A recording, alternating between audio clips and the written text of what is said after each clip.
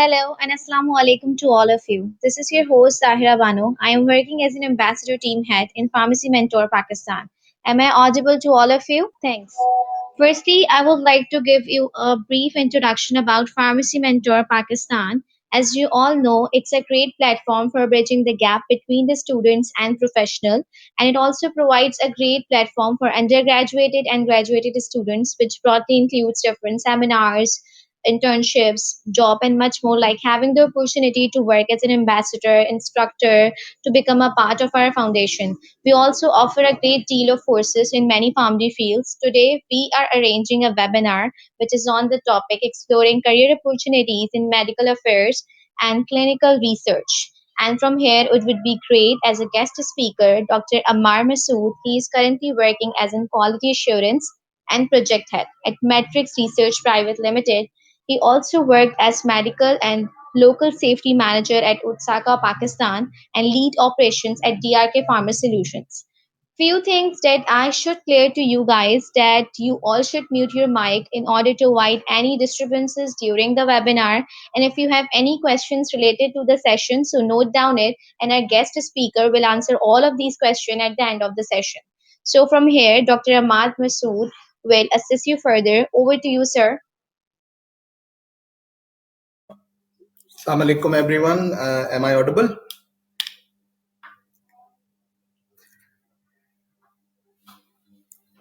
Firstly, I think I am audible and everyone can hear me loud and clear. Yes. So thank you very much. I really appreciate and thankful to the Pharmacy Mentor Pakistan for giving me the opportunity to reaching out to you all. And as already told by Tahira, that I am currently working as a quality assurance and project head in Matrix Research. It's one of the oldest CROs in the country. I have been working in the medical affairs and the clinical research for about now more than 14 years in Pakistan. And today I will give you a brief about what medical affairs is about and how it works, and what are the opportunities and how can what it really do and how you can come into this field if you are interested. It's one of the most lucrative, as I feel personally, it is one of the most lucrative industries to work in, and I really enjoy working in the clinical research and medical affairs.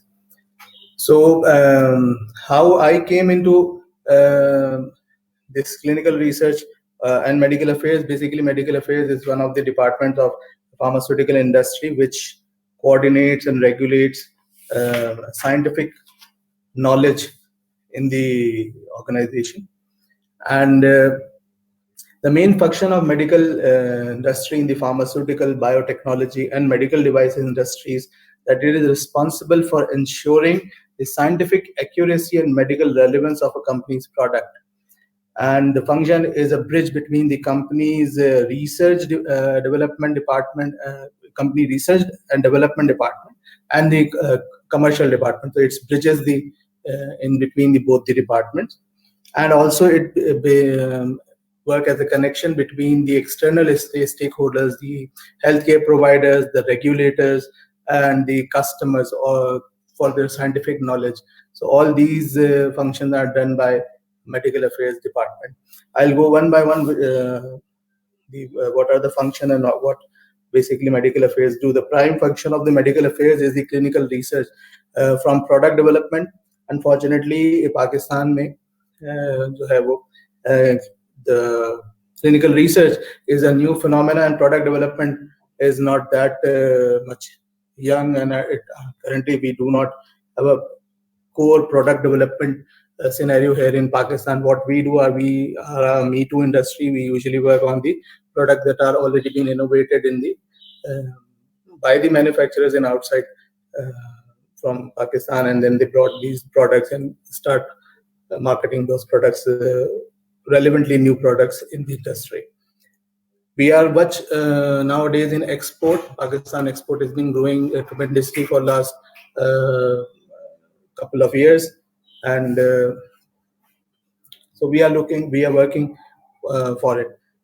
The one of the core functions of the medical affairs department is clinical research, and globally it connect with the R&D department and function with that. Secondly, medical affairs professional typically do trainings, internal and external trainings for the new product. जो भी उनकी नई products आती हैं वो health care professionals को भी उसके हवाले से नॉलेज फराहम कर रहे होते हैं. और should I go bilingual or in English only? That what make you comfortable? Anyone?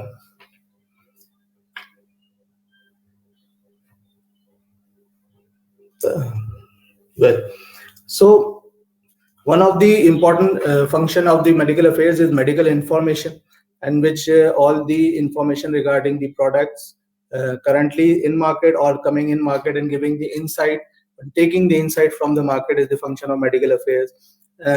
Regulating all the clinical research, as I told you, is function of the clinical research. Clinical trial support, if there are any phase 3 or phase 4 clinical trial being run in the for the products, all are run by the medical affairs department. Secondly, to support the regulatory requirement, in which a better example is in current scenario in Pakistan is pharmacovigilance. Apart from other regulatory departments, the core one is the pharmacovigilance, which is run by the medical affairs department. Medical affairs department look after all the PV activities, and I hope everyone do know that what pharmacovigilance is. Pharmacovigilance is the monitoring of the products side effects after being marketed in the industry. So okay, thank you Saad साहब. सईद साहब मैं देख लिया आपका comment. Basically medical affairs जो है उसमें pharmacovigilance जो है उसका काम यही है कि what we do in pharmacovigilance is कि जो भी प्रोडक्ट जब डेवलप हो रही होती है इन क्लिनिकल ट्रायल्स, तो जो साइड इफेक्ट्स होते हैं they are reported in very less numbers. And the purpose of this pharmacovigilance system is कि जब प्रोडक्ट मार्केट हो जाती है, when it come as the commercial, तो a large number of patients start using this product, and इस product के पे side effects जो वो मॉनिटर किया जाते हैं और उसको रिपोर्ट किया जाता है. तो पीवी फंक्शन जो है वो not only reported locally, but all these PV reports goes into a centralized system in if it's a multinational organization, तो वो अपने हेडक्वार्टर में रिपोर्ट करते हैं इन Pakistan as per the National Pharmacovigilance Guideline जो कि रिलीज हुई 2019 में प्राइमरीली, और लास्ट ईयर जो है वो second version of national pharmacovigilance guideline जो है वो ड्रैप ने रिलीज किया है, और जो फार्माकोविजिलेंस रूल्स जो है वो भी पास किए हैं लास्ट ईयर. तो वो जो है now these are all available. तो पूरा एक सिस्टम जो फार्माकोविजिलेंस का काम कर रहा है पाकिस्तान के अंदर, और अभी लेकिन डेवलपमेंट फेज में है. इसमें बहुत सारी चीजें रिक्वायर्ड हैं. उसमें एक जो रिक्वायरमेंट है that is the QPPV, which should be placed in all pharmaceutical organizations, qualified person for pharmacovigilance. इसके ऊपर भी हम तफसील से बात करेंगे आगे. So फार्माकोविजिलेंस का जो सिस्टम है वो तमाम जो साइड इफेक्ट्स ऑफ प्रोडक्ट्स हैं उसको रिपोर्ट करते हैं. Why this become relevant? Because Pakistan has been now a permanent member of Uppsala Monitoring Center. It is the department of WHO, which comes under WHO, जहाँ जो है वो global सारे side effects और पीवी रिपोर्ट्स जो है वो जमा होती हैं. It's an obligation. तो Pakistan previously Pakistan was the affiliate member, now Pakistan is a permanent member of Uppsala Monitoring Center, जिसकी वजह से Pakistan should report pharmacovigilance and have a robust PV system in the country, जिसमें जो है वो अगर आप देखें ड्रैप की साइट पे जाके, तो ड्रैप में जो है वो ऑनलाइन रिपोर्टिंग पोर्टल भी वहाँ किया है रिसेंटली, और बहुत सारी ट्रेनिंग भी कराई है रिसेंट पास्ट में, और उस पर रूल्स एंड रेगुलेशन जो है वो आ रहे हैं काफी तेजी के साथ. ऑल दीज जो functions come under medical affairs in pharmaceutical industry, और मेडिकल अफेयर्स जो है वो इन सारी चीजों को देख रहा होता है. उसके अलावा रेगुलेटरी रिक्वायरमेंट जो है, एक्सपोर्ट जो हो रही होती है प्रोडक्ट्स या इंपोर्ट हो रही है प्रोडक्ट्स, उसके अंदर अगर कोई रेगुलेटरी रिक्वायरमेंट है, साइंटिफिक नॉलेज रिक्वायरमेंट्स है प्रोडक्ट के हवाले से, बायो मेडिकल डिवाइसेस के हवाले से, बायोटेक्नोलॉजी के हवाले से, all this come under medical affairs. और मेडिकल अफेयर्स इसको मॉनिटर कर रहा होता है और उसमें जो है वो सपोर्ट कर रहा होता है। बिजनेस डेवलपमेंट को सपोर्ट देता है पाकिस्तान के अंदर बेसिकली। अब बाहर तो R&D, जैसे मैंने आपसे शुरू में कहा कि R&D जो है उसके अंदर सपोर्ट कर रहा होता है, बट पाकिस्तान में जो बेसिकली बिजनेस डेवलपमेंट डिपार्टमेंट जो होता है उसमें मेडिकल अफेयर्स अपना इनपुट प्रोवाइड कर रहा होता है, क्योंकि वो इंसाइट देता है कि जो करंट पोर्टफोलियो है ऑर्गेनाइजेशन का उसको स्ट्रेंथन करने के लिए, या जो नए ट्रीटमेंट ऑप्शंस जो है वो ग्लोबली आ रहे हैं उसको लेके, और आप जो है और इंसाइट लेके फ्रॉम द इंडस्ट्री जो है वो काम कर रहा होता है।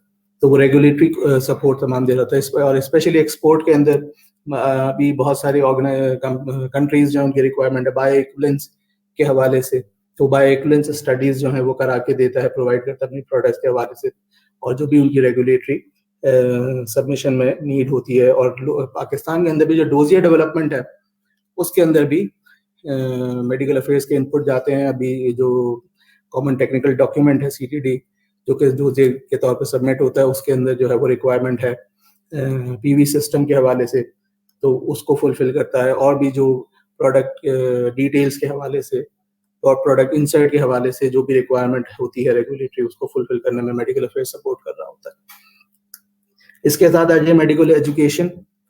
मेडिकल एजुकेशन भी एक बड़ा फोकस काम होता है मेडिकल अफेयर्स के अंदर, जिसके अंदर वो काम करते हैं एक्सटर्नल स्टेक होल्डर्स और इंटरनल स्टेक होल्डर्स के साथ।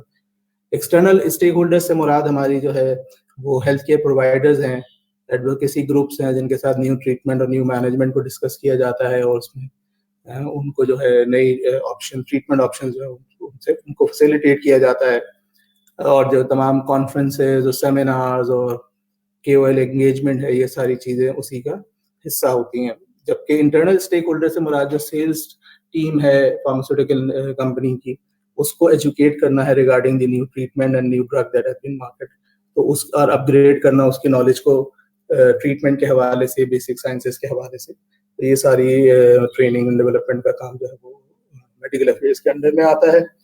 इसके साथ क्लिनिकल ट्रायल के हवाले से मैंने शुरू में ही बताया कि पाकिस्तान के अंदर अनफॉर्चुनेटली फेज 1, 2 और 3 ट्रायल उतने उसमें नहीं हो रहे, फेज 1 एंड 2, जिसमें ड्रग डेवलपमेंट का प्रोसेस जो है आता है पोस्ट कोविड। इसमें एक अपॉर्चुनिटी अनफॉर्चुनेटली पाकिस्तान को मिली कि पाकिस्तान के अंदर फेज 3 ट्रायल्स आना शुरू हो गए, और कोविड वैक्सीन के बहुत सारे ट्रायल आए, which gave an opportunity not only to clinical trials to flourish, but to CROs and clinical research industry कि वो ग्रो करे। और पाकिस्तान के अंदर उसके बाद पोस्ट कोविड बहुत सारे ग्लोबल ट्रायल्स भी आए, और बहुत सारी CROs भी आपने सुनी होंगी जो है वो पाकिस्तान के अंदर आ रही हैं और ग्रो कर रही है इंटरनली भी। और multinational IQVIA has opened their office in Pakistan, one of the largest CROs, global CROs, and many others.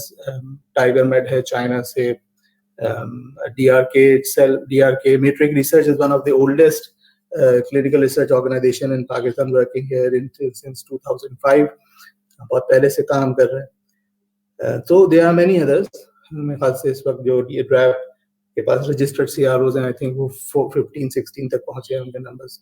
So and more are coming in planning, और उस तरह से काम कर रहे हैं। तो CRO जो है वो बेसिकली कॉन्ट्रैक्ट रिसर्च ऑर्गेनाइजेशंस होती है जो बाहर से क्लिनिकल ट्रायल्स को आउटसोर्स हुए हुए होते हैं और उनके पास वो आ रहे होते हैं और वो उसमें काम कर रहे होते हैं। तो these are basically all are the functions of medical affairs primarily। और अगर अब CRO के पर बताऊं मैं आपको थोड़ा सा, फिर उसके बाद जो है वो मैं बात करना चाहूंगा कि व्हाट करियर ऑप्शन जो है उसके ऊपर हम फिर डिस्कशन कर लेंगे थोड़ा सा। सो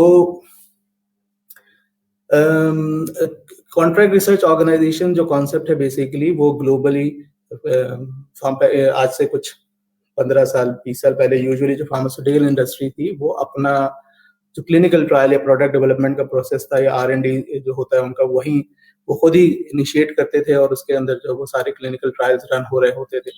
लेकिन विद पैसेज ऑफ टाइम उन्होंने कहा कि these are not their expertise, और उसको जो है वो कॉस्ट इफेक्टिव बनाने के लिए, फाइनेंशियल वायबल बनाने के लिए उन्होंने एक्सपर्ट ऑर्गेनाइजेशन डेवलप होना शुरू की जो CRO कहलाती थी, जो कॉन्ट्रैक्ट बेसिस पे रिसर्च ट्रायल को जो है वो हैंडल कर रही होती थी। और ये CROs कहलाती हैं। ये जो है दुनिया के अंदर बहुत सारी मशहूर CROs मौजूद हैं, IQVIA, PPD, कोवांस, ऑल दी। सो ये सब जो है वो कॉन्ट्रैक्ट रिसर्च, और अब जो यूजुअली फार्मास्यूटिकल इंडस्ट्री खुद जो है अपने क्लिनिकल ट्रायल रन नहीं करती, बल्कि ये दीज कॉन्ट्रैक्ट रिसर्च ऑर्गेनाइजेशन जो है वो उनके बिहाफ पे प्रोडक्ट डेवलपमेंट के ट्रायल्स जो है वो रन कर रही होती है। और इसके अंदर फिर करियर अपॉर्चुनिटी की जो है वो गुंजाइश जो है वो निकलती है साइंस ग्रेजुएट्स के लिए।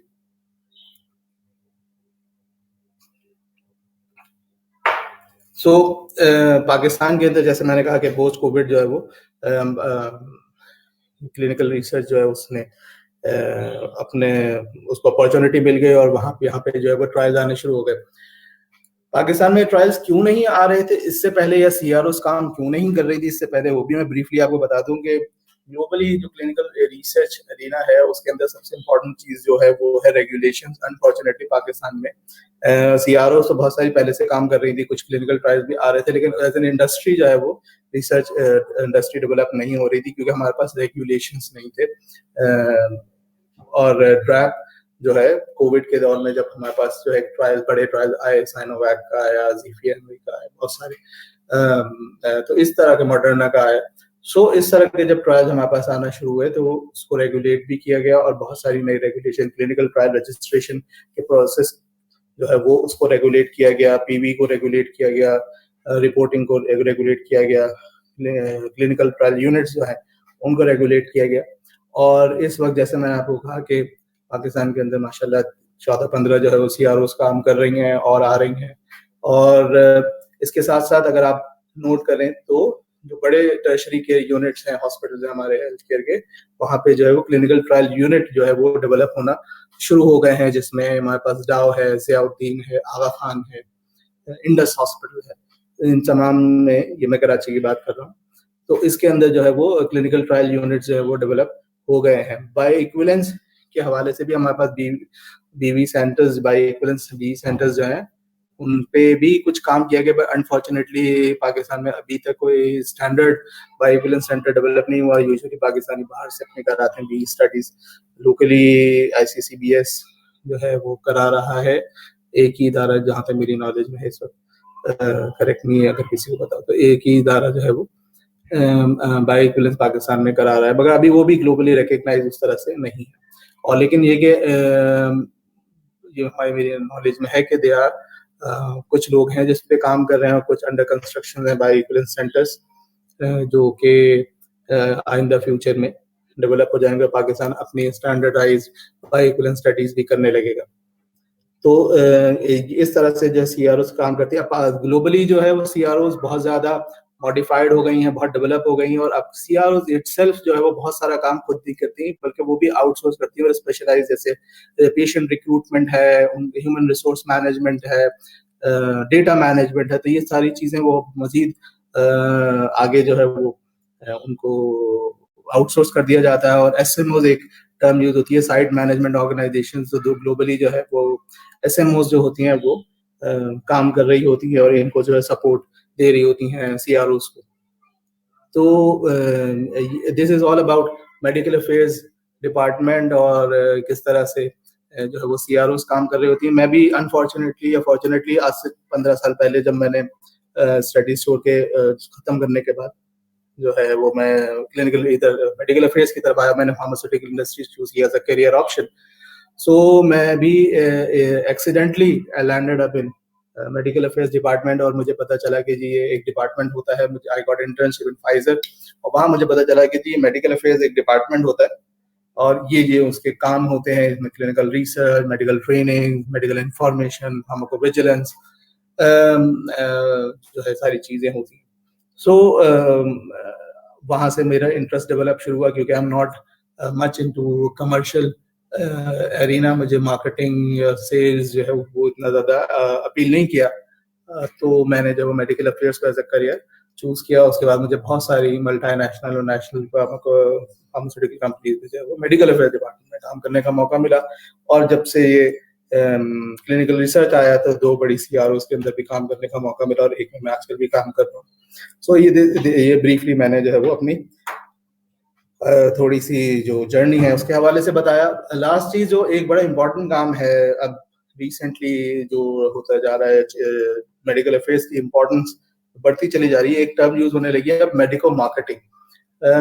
जो रेगुलेशंस हैं, आईएफपीएमए की रेगुलेशंस हैं, और जो पाकिस्तान के अंदर भी जो ड्रैफ्ट है वो देख रहा है चीज़ों को, और उन्होंने ये एहसास किया है कि मार्केटिंग जो है वो तो प्रोडक्ट्स के हवाले से हो रही होती है, मगर क्योंकि जितनी भी मार्केटिंग एक्टिविटीज फार्मास्यूटिकल इंडस्ट्री करा रही थी usually those are medical related, इसमें कॉन्फ्रेंसेस, सेमिनार्स, केओएल्स के साथ जो प्रेजेंटेशंस होती हैं, तो ऑल दीज जो चीज़ें, आरटीवीज हैं, एग्जीबिशंस हैं, तो ये तमाम चीज़ें जो है बेसिकली मार्केटिंग खुद नहीं करता, ये करवाता है एंगेजमेंट ऑफ केओएल्स के साथ या अपनी इंटरनल रिसोर्स के थ्रू करवा रहा होता है। बट ऑल दीज फंक्शंस जो है वो अंडर आते हैं मेडिकल अफेयर्स के, क्योंकि साइंटिफिक नॉलेज जो जो बेयर कर रहा होता है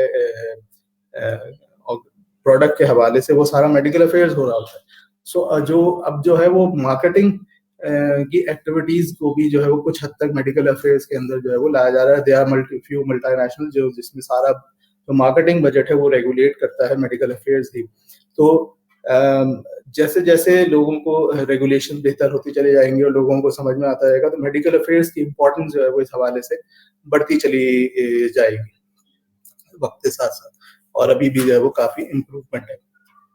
अब डिस्कस करते हैं करियर ऑप्शन के हवाले से। तो पाकिस्तान के अंदर जिस वक्त हमने काम करना शुरू किया था, तो उस वक्त यूजुअली मेडिकल अफेयर्स डिपार्टमेंट जो है वो लोकल इंडस्ट्री में था ही नहीं, एग्जिस्ट ही नहीं करता था।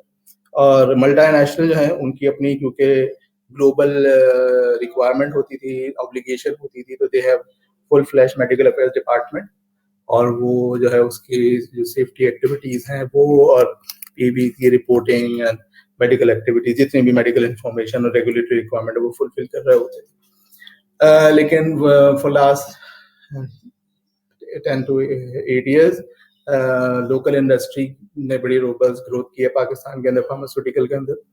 सो उसमें भी मेडिकल अफेयर्स जो है वो अब बहुत ज़्यादा ग्रो कर गया है, और जो टॉप 15 और 20 फार्मास्यूटिकल ऑर्गेनाइजेशन हैं, all of them have separate medical affairs department and headed by uh, a well trained medical professional जिसका अच्छा खासा एक्सपीरियंस है मेडिकल अफेयर्स के अंदर। यूजुअली मल्टीनेशनल के लोग जो हैं वो अब जो है वो मूव करके आ गए हैं लोकल इंडस्ट्रीज में, और वहाँ पे वो काम कर रहे हैं। और अभी रिसेंटली मैंने ये भी देखा कि एमएसएल्स की मेडिकल साइंस लिएजॉन जो है, जो कि 2 पोजीशन यूजुअली स्टार्टअप जो के पोजीशंस होती हैं, एग्जीक्यूटिव पोजीशन होती है, आइदर मेडिकल अफेयर्स एग्जीक्यूटिव या एमएसएल मेडिकल साइंस लिएजॉन जो है।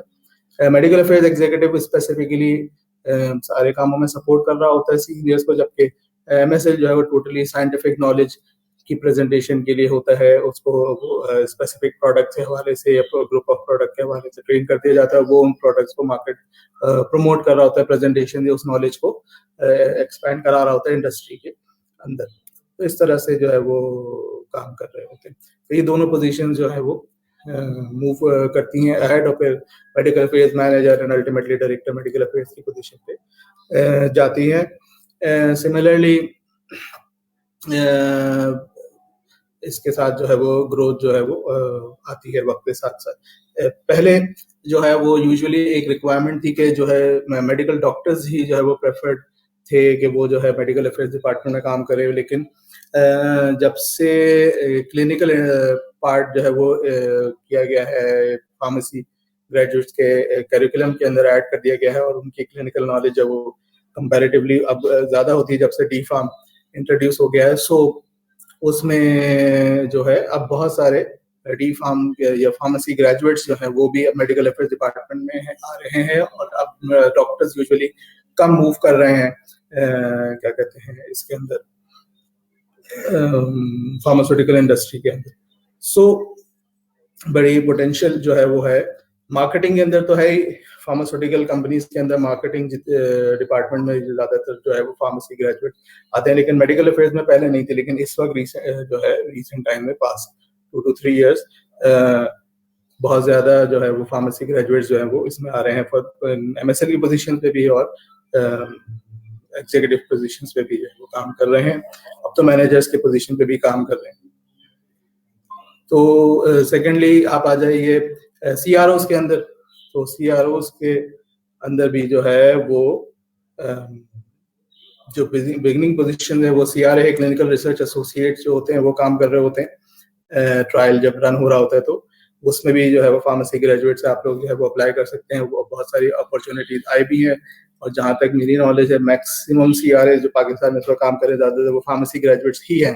अगर 100% नहीं है तो 80% जो है वो फार्मेसी ग्रेजुएट जो है जो सीआरए उन्होंने काम किया है। और अब जाहिर है क्योंकि वो पिछले 3-4 साल से काम कर रहे हैं, तो वो मेडिकल मॉनिटर और टीम लीड की पोजीशन होती हैं, और मेडिकल साइट मैनेजर जो होते हैं, क्लिनिकल रिसर्च मैनेजर सीआरएम की पोजीशन पे भी काम कर रहे हैं। और ये पोजीशंस दोनों जगह पे होती हैं, ये सीआरओ के अंदर भी होती हैं और ये जो है सीटीयू जो होता है उसके अंदर भी मौजूद होती हैं। तो इन दोनों जगह पे काम आप जो है वो अगर आपका इंटरेस्ट है और आप सीआरओ में काम करना चाहते हैं तो आप वहाँ से शुरू कर सकते हैं अपने करियर को और ग्रो कर सकते हैं। और हम ये बिल्कुल फोर्सी कर रहे हैं कि पाकिस्तान के अंदर इनकमिंग ईयर्स जो है वो क्लिनिकल रिसर्च की जो ग्रोथ है और सीआरओ की जो ग्रोथ है वो बहुत ज़्यादा एक्सपेक्टेड है।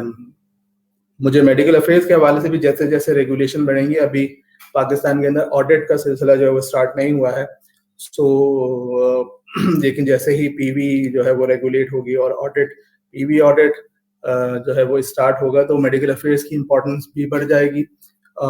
तो दोनों जगह पे जो है वो अपॉर्चुनिटीज और करियर ग्रोथ जो है वो बहुत अच्छा आएगा, और ऑर्गेनाइजेशन को इन दोनों डिपार्टमेंट को ज़्यादा सीरियसली जो है वो लेना पड़ेगा। So this is something brief about clinical research organizations and again medical affairs और what career options जो है वो उसके अंदर है। यूजुअली मैं प्रीएम्प्टली ही जवाब दे देता हूँ one of the commonest question के मास्टर्स करना चाहिए हमें। बिल्कुल दोनों इंडस्ट्रीज में मेडिकल अफेयर्स हो या क्लिनिकल रिसर्च ऑर्गेनाइजेशन हो, आप आगे ग्रो करना चाहते हैं तो आप अपनी कॉम्पिटेंसी जो है उसको डेवलप करना है। उसमें बहुत सारे लोग जो है वो एमबीए करते हैं, हेल्थ मैनेजमेंट में कर सकते हैं, मार्केटिंग में कर सकते हैं, पब्लिक हेल्थ में कर सकते हैं, एमपीएच करते हैं लोग, मास्टर्स इन पब्लिक हेल्थ कर सकते हैं। इसमें एक थोड़ा सा आपको अपॉर्चुनिटी मिल जाती है एमपीएच करने के बाद के बहुत सारे प्रोग्राम जो है वो ग्लोबल हेल्थ प्रोग्राम जो एनजीओज रन कर रही होती है उसमें आते हैं, तो वो जो सीआरओज में लोग काम कर रहे होते हैं रिसर्च इंडस्ट्री में, वो वहाँ पे भी आगे मूव कर जाते हैं क्योंकि उनको मैनेजमेंट का एक्सपीरियंस होता है, तो वो उस तरफ भी आगे मूव कर जाते हैं। तो दिस इज ऑल अबाउट सीआरओज। अगर क्वेश्चन हम लेना शुरू कर दें ताकि फिर हम उसी हिसाब से जो भी लोग क्वेश्चन करेंगे उसको साथ साथ लेके आगे फिर जो है वो बढ़ते जाएंगे। तो तायरा अगर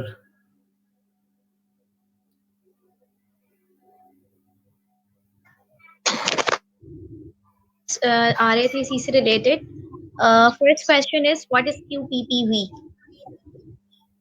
हाँ, तो क्यूपीपीवी में जैसे कि मैंने बताया कि qualified person for pharmacovigilance, national pharmacovigilance guideline जो है वो ड्रैप ने जो है वो की है। फर्स्ट वर्जन उसका 2019 में आया एंड 2022 में वो रिवाइज वर्जन उसका वर्जन 2 जो है आया। तो उसके अंदर एक रिक्वायरमेंट थी कि जितनी भी ऑर्गेनाइजेशन है जिसमें not only pharmaceutical companies but जो हॉस्पिटल टर्शरी केयर हॉस्पिटल्स हैं वो भी जो है अब वहाँ पे एक पोजीशन क्रिएट करें जो क्वालिफाइड पर्सन फॉर फार्माकोविजिलेंस हो, जो कि तमाम फार्माकोविजिलेंस की रिपोर्ट्स को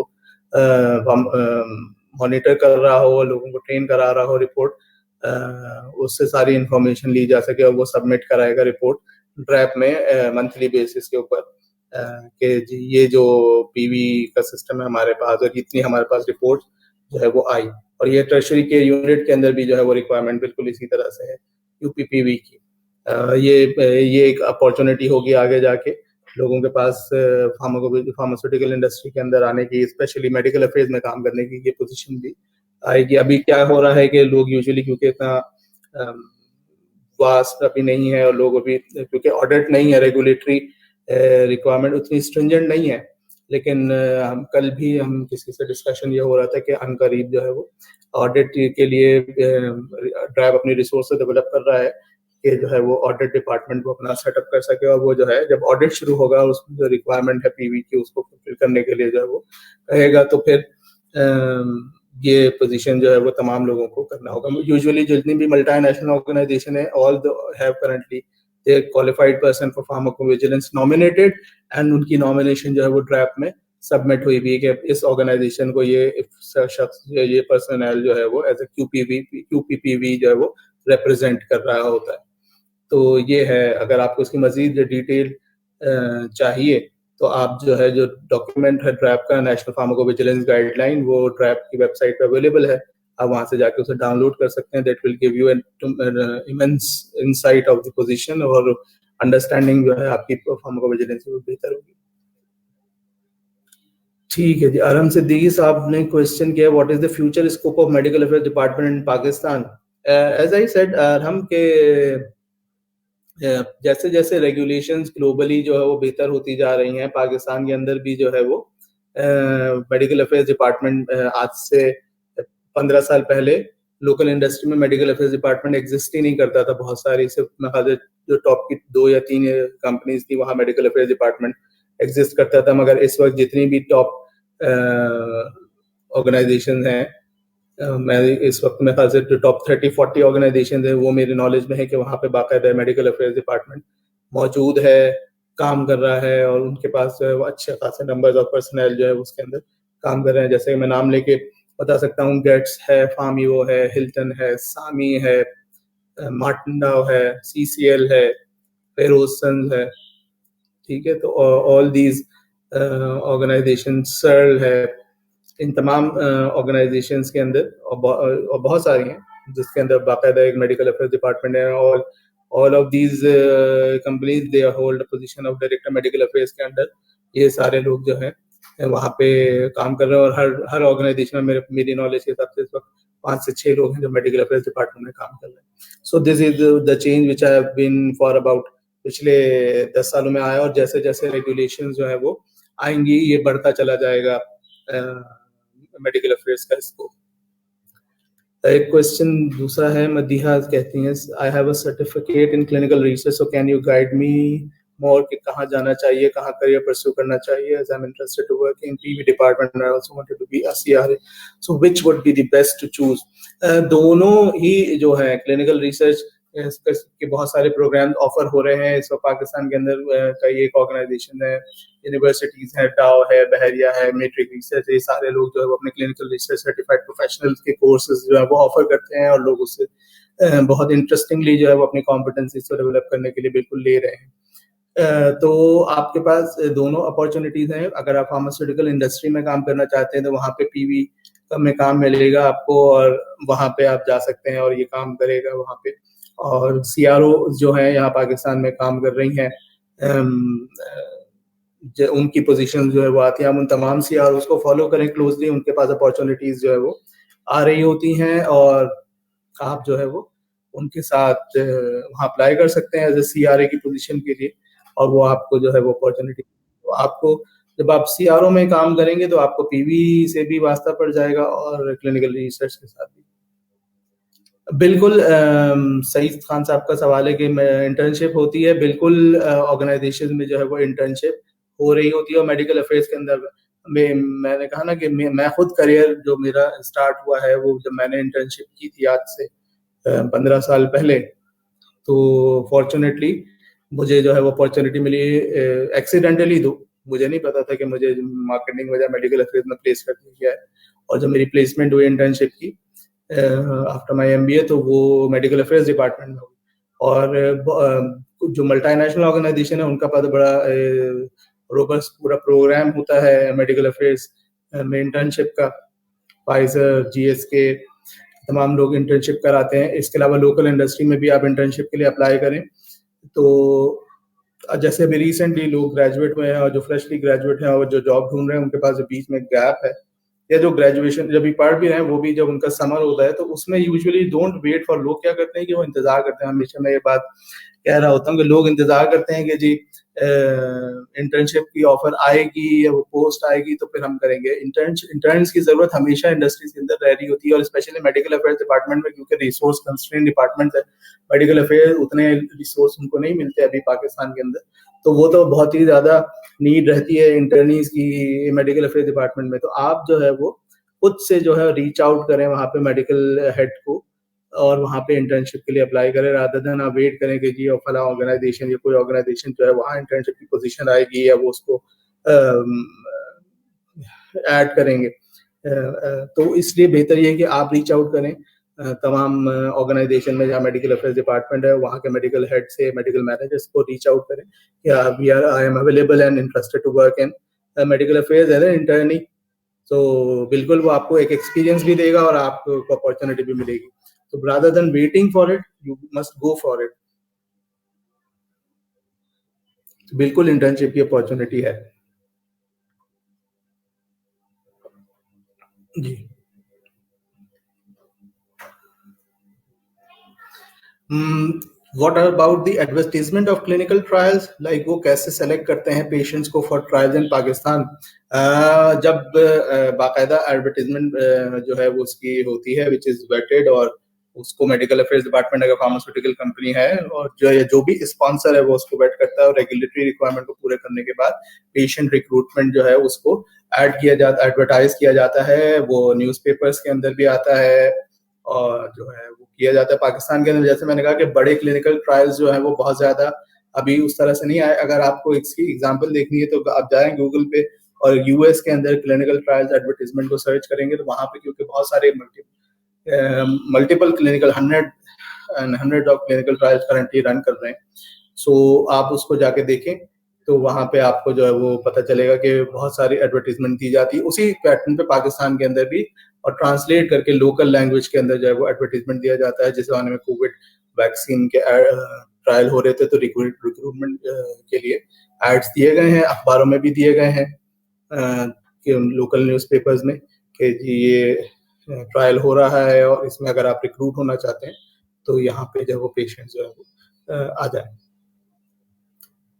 जी, अबीर का क्वेश्चन है, keeping in view the current economic situation of Pakistan, what are the challenges that clinical research and medical affair department have been facing and it's going to affect the job opening. देखिए ये तो एक overall scenario है कि जब business grow करता है तो सारे डिपार्टमेंट्स के साथ ही ग्रो कर रहे होते हैं, और जाहिर क्लिनिकल रिसर्च जो है वो एक इन्वेस्टमेंट रिक्वायर्ड करता है नए प्रोडक्ट के हवाले से। मेडिकल अफेयर्स करंट सिनेरियो में यूजुअली सर्विस डिपार्टमेंट है, उसका काम जो है वो बेसिक कमर्शियल रेगुलेटरी रिक्वायरमेंट को पूरा करना है, फुलफिल करना है। दूसरा जो है वो उसकी जो कमर्शियल वायबिलिटी है उसको इम्प्रूव करना है, सपोर्ट करना है कमर्शियल एक्टिविटीज को। सो जब इकोनॉमिक सिचुएशन अच्छी नहीं होती तो जाहिर है इन्हीं इन्वेस्टमेंट पे और सर्विसेज पे जो है वो कंस्ट्रेन किया जाता है, उनको रोका जाता है, कम किया जाता है। तो उसका एक इम्पैक्ट तो है, लेकिन वो ओवरऑल इंडस्ट्री के ऊपर है। फार्मास्यूटिकल इंडस्ट्री से भी उसका इम्पैक्ट है। तो लेकिन ये कि ग्लोबल सीआरओज पे जो है भी उसका ज़ाहिर है इन्वेस्टमेंट उस तरह से अभी नहीं आ रही है। पाकिस्तान के अंदर क्लिनिकल ट्रायल्स जो है वो नहीं आ रहे, तो उसका तो एक जनरलाइज इम्पैक्ट है। वो उसको बिल्कुल जॉब ओपनिंग पे वो इफेक्ट कर रहा है, करता है, लेकिन ये कि ये ज़्यादा देर पा नहीं है। इंशाल्लाह situation will get better. Pakistan जो है वो तो इस तरह के फेजेस से हिस्टोरिकली गुजरता रहा है, कभी इकोनॉमिक एंड पॉलिटिकल सिचुएशन जो है वो चेंज हो जाती है और फिर बेहतरी आती है। तो इंशाल्लाह बेहतरी आएगी इसके अंदर भी, और जो इसलिए ग्रोथ जो है वो इंशाल्लाह इन दोनों फील्ड्स के अंदर वो मिलेगी आपको।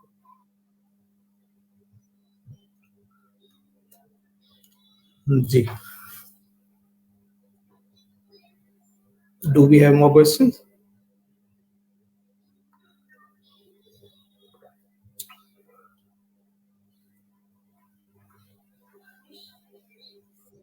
No, sir, I guess no more questions.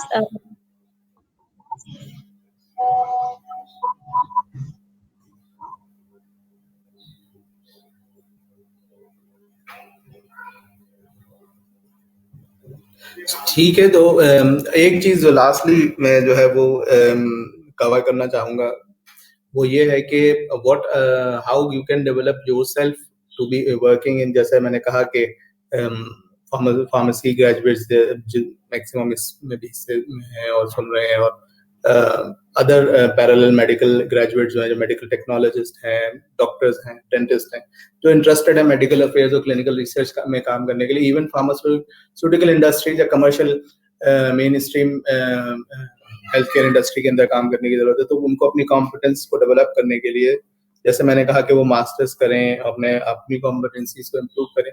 उसमें साथ साथ जो सबसे इम्पोर्टेंट स्किल है जो कि नीडेड है, जो रिक्वायर्ड है मेडिकल अफेयर्स में काम करने के लिए, वो है कम्युनिकेशन स्किल, क्योंकि तमाम जॉब आपकी, और इवन क्लिनिकल रिसर्च के अंदर भी, तो जो सबसे इम्पोर्टेंट स्किल है वो कम्युनिकेशन स्किल्स है, जो जिस पे अनफॉर्चुनेटली हमारे यहाँ बिल्कुल तवज्जो जो है नहीं दी जाती, ना ही वो हमारे करिकुलम में मौजूद है, ना मेडिकल डॉक्टर्स के अंदर, डेंटिस्ट्री में, फार्मेसी में, मेडिकल टेक्नोलॉजी में, जितनी भी हमारी मेडिकल से related industry, health care industry की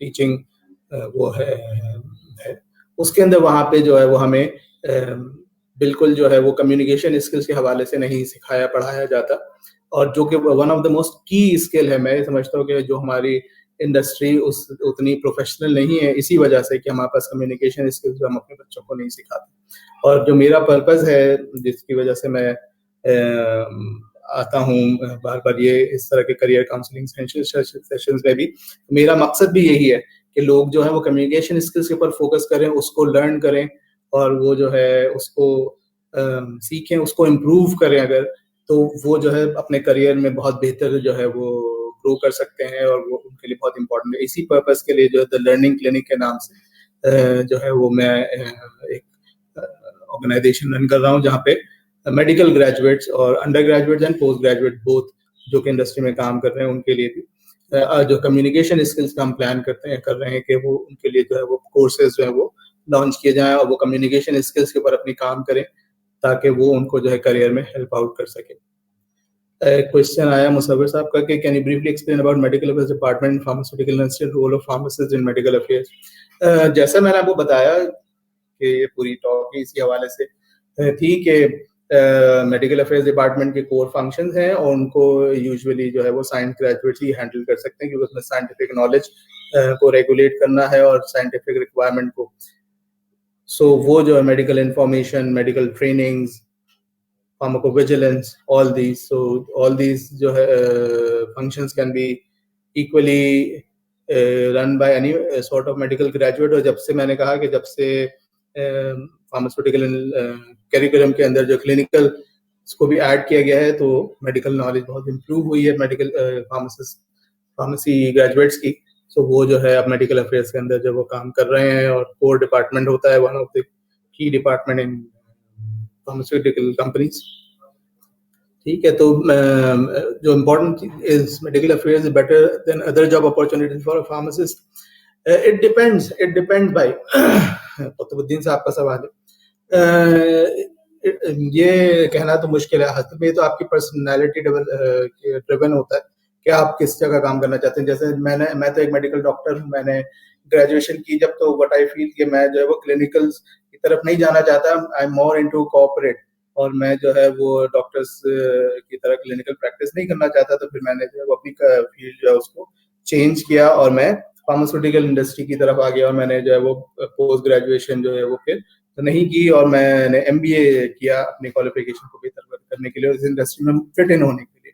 और जब मैं फार्मास्यूटिकल इंडस्ट्री में आया, तो इनिशियली मुझे कोई आइडिया नहीं था, मैं तो यही समझ के आ रहा था कि मैं मार्केटिंग में जाऊंगा। लेकिन जब मैं इंडस्ट्री में आया और मुझे पता चला कि ये मेडिकल अफेयर्स डिपार्टमेंट है, तो उसमें दो चीजें होती हैं। एक तो आपको ये फील होता है कि आप अपनी जो मेडिकल नॉलेज है, या जो ग्रेजुएशन आपने की है, उस नॉलेज को आप यूटिलाइज कर सकेंगे, और फिर आपकी अपनी पर्सनैलिटी ट्रेट होता है। मेडिकल अफेयर्स को की ग्रोथ जो है, प्रोफेशनल ग्रोथ, वो मार्केटिंग एंड सेल्स से कंपैरेटिवली इन फार्मास्यूटिकल इंडस्ट्री बहुत स्लो पेस में है, क्योंकि ज़ाहिर है वो हायरार्की उतनी ज़्यादा नहीं है, और वो डिपार्टमेंट भी ज़ाहिर है बड़े डिपार्टमेंट होते हैं, कोर डिपार्टमेंट है कमर्शियल साइड के, so both sales and marketing, मगर मेडिकल अफेयर्स उस तरह से नहीं है। तो मैंने ये फील किया, तो अगर आप ये फील करते हैं कि आप जो है वो टारगेट्स के पीछे नहीं भाग सकते, सेल्स जो है वो आपका पैशन नहीं है, और you are more into scientific knowledge and studying, और इसमें पढ़ना ज़्यादा पड़ता है कंपैरेटिवली, तो और ग्रोथ भी जो है वो कंपैरेटिवली स्लोअर है, मगर और बहुत सारी जो है वो इसमें एडवांटेजेस हैं, तो आप बिल्कुल जो है वो मेडिकल अफेयर्स की तरफ जा सकते हैं। सही से आपका सवाल है कि लाइक बहुत सारे हॉस्पिटल में इंसिडेंट्स हो जाते हैं due to drug doses, yes, but वो रिपोर्ट नहीं की जाते because of hospital standards.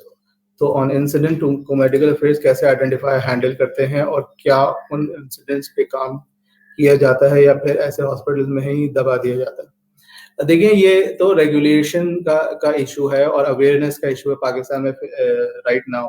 Pharmacovigilance के हवाले से एक पूरा सिस्टम ग्लोबली तो होता है, अनफॉर्चुनेटली फार्माकोविजिलेंस के ऊपर हमारे यहाँ अभी अवेयरनेस का फेज आना चाहिए कि हम जो है वो अवेयर करें सबसे पहले अपने डॉक्टर्स को। आप अगर डॉक्टर से भी बात करेंगे ना क्लिनिक्स में जाके भी, तो उनको जो है वो सभी उतनी नॉलेज नहीं है कि इस चीज को रिपोर्ट करना चाहिए और इसको क्यों रिपोर्ट करना चाहिए, ताकि ड्रग जो है उनको इम्प्रूव किया जा सके, या अगर खुदा ना खास्ता पाकिस्तान के अंदर भी अगर आपको याद हो 2001 में आई थिंक, या मुझे एग्जैक्टली याद नहीं, लाहौर के अंदर एक इंसिडेंट हुआ जिसके अंदर जो है वो आइसोसोपम मोनोनाइट्रेट एक प्रोडक्ट थी, उसके अंदर एक एक्सिपिएंट गलत हो गया, इसकी वजह से हाइपरटेंशन की एक दवा थी, और उसके बाद जो है वो उसमें अच्छी खासी डेथ्स रिपोर्ट की गई, मेरे ख्याल से मोर देन 150 और 200 डेथ्स रिपोर्ट की गई थी।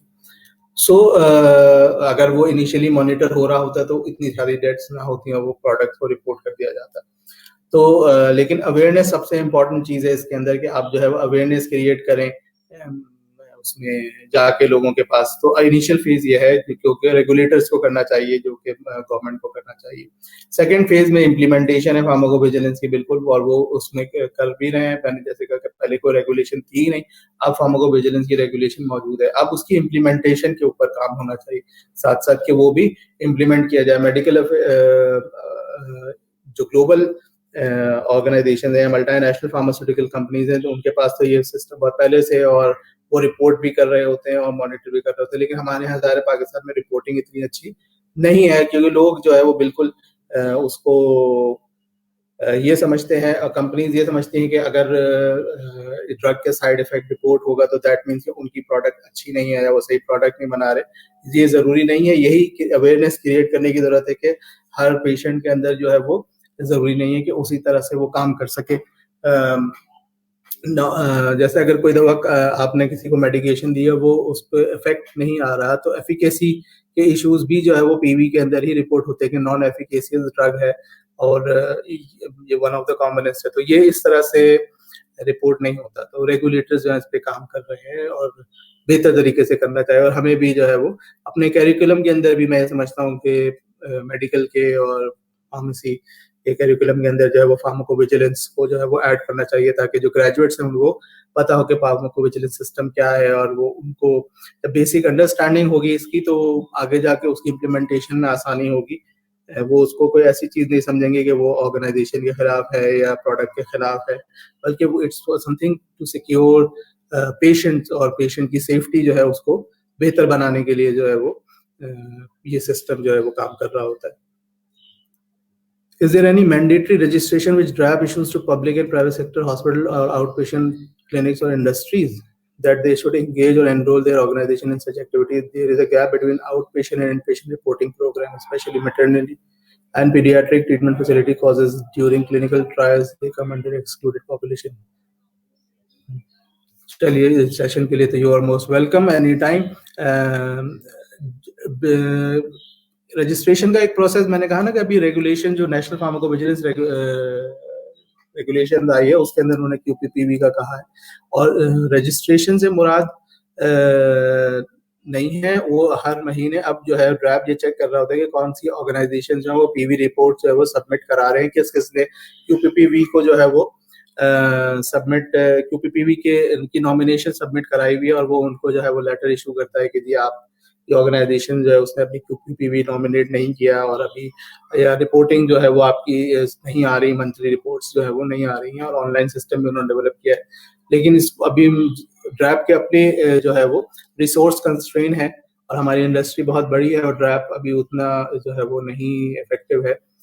तो इस वजह से इस पे अभी उस इफेक्टिवनेस के साथ काम नहीं हो रहा जो उसकी रिक्वायरमेंट है, कि वो अवेयरनेस क्रिएट करने के लिए भी उनको बहुत ज़्यादा रिसोर्सेज रिक्वायर्ड है, और उसकी इम्प्लीमेंटेशन के लिए भी बहुत सारे रिसोर्सेज रिक्वायर्ड है, जिस पे अभी उस तरह से काम नहीं हो रहा जिस तरह से होना चाहिए।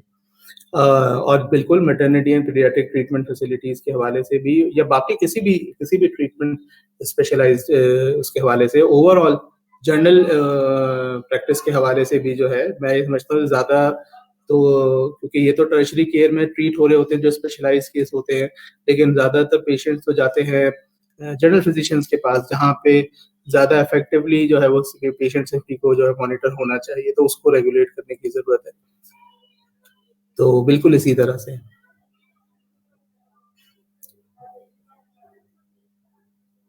जो मोस्ट वेलकम सही आंसर। अगर कोई और क्वेश्चन नहीं है तो यह है।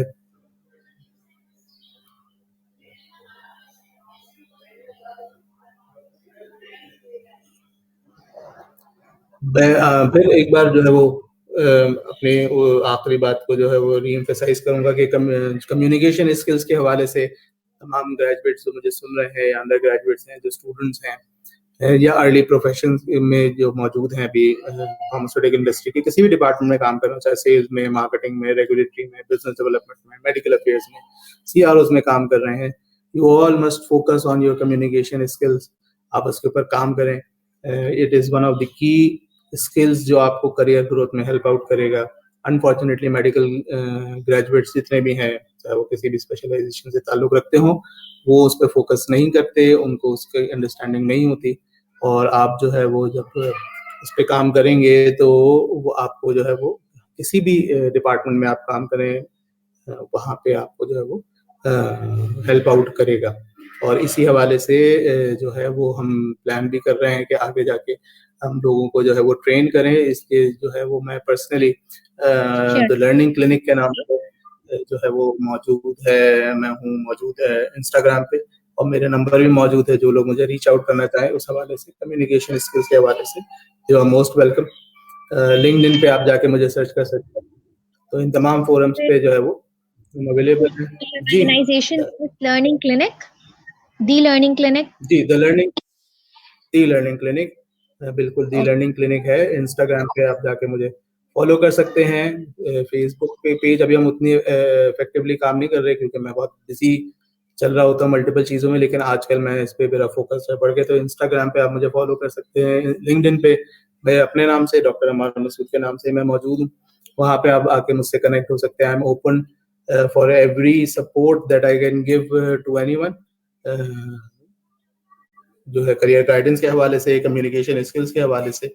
तो वो जो है, you are most welcome to reach out to me, और हम इस पे इंशाल्लाह विद पैसेज ऑफ टाइम और काम करेंगे। और करीब हमारा प्लान ये है कि हम कम्युनिकेशन स्किल्स के हवाले से, स्पेशली फॉर मेडिकल ग्रेजुएट्स, जो एक कोर्स लॉन्च करें, जिसमें हम जो है वो बेसिकली इंट्रोडक्शन और थोड़ा सा कम्युनिकेशन स्किल्स के हवाले से उनको, और रेलिवेंट जो कि उनके प्रोफेशन के हवाले से है।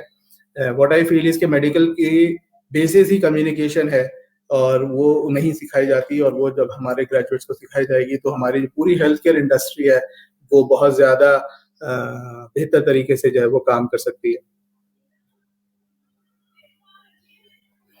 Thank you Sure. Everyone, Right. Thank you very Great. Much. And inshallah, we will arrange different physical sessions with you in different universities about communications and medical research and medical affairs. Exactly, thank you very much. मैं एक Thank bar you, sir. फिर जो है वो pharmacy mentors का शुक्रगुजार हूँ, उन्होंने मुझे ये अपॉर्चुनिटी दी काम करने की, और आपके साथ कनेक्ट होने की, और थैंक यू वेरी मच। और अगर किसी को उसके बाद भी कोई क्वेश्चन वगैरह हो, तो मैंने जैसे कि बताया, इंस्टाग्राम पे द लर्निंग क्लिनिक, के नाम से, और लिंक्डइन पे जो है डॉक्टर अमार मसूद के नाम से मैं मौजूद हूँ। आप मुझे रीच आउट कर सकते हैं और मैं आपको बिल्कुल जो भी गाइडेंस दे सकता हूँ मैं प्रोवाइड करूँगा। Thank you. Thank you. Thank you so much, sir, for sharing a detailed information about medical research and clinical research. Thanks, sir. Thank you. Thank you very much.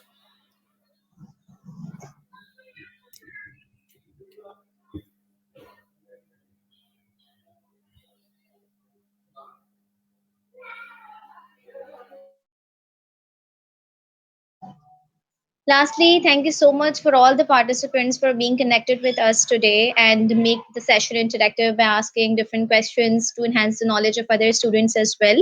Now, I would like to mention one thing that students who fill the registration form in Pharmacy Mentor website will get access to this recording, and also there will be a post assessment test in which we have 10 true false, and you have to clear about 80% in order to get your certificate about today's webinar. Thank you so much